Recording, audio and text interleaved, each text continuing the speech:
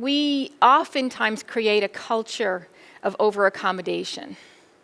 You have this going on, you have this going on, your family has this going on, this is happening. And so instead of teaching you that the blocks are going to fall, that you are going to fail sometimes, and I'm not going to erase it and make you win or make you pass. You may have to climb out of that next semester.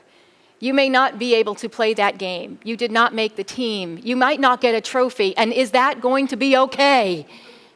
Yes, it's going to be okay, and it's going to make you stronger.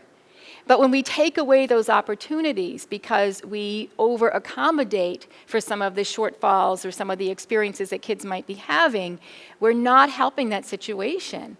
And as we are seeing more and more, some of our kids coming into the next generation that just are really having a difficult time leaving home, because they're really struggling. And so when kids come to me in the high school, especially, and say to me, Miss, can I have extra credit, when it's 2 days before grades close, my answer is no. No, you can't. But let's work on how you might be able to prevent that from happening in the future. And so I understand what happens, though. Sometimes people come at you and say, oh, you know what, make sure the kid has the opportunity to always pass, or always do this, or always do that. At some point, that's going to come back to bite them.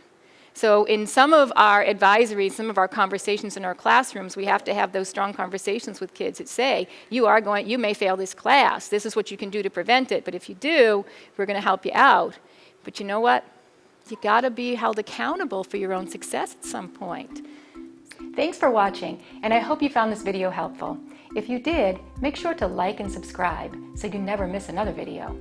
I speak and consult on school behavior, and I love to help districts solve some of these problems. See you next time.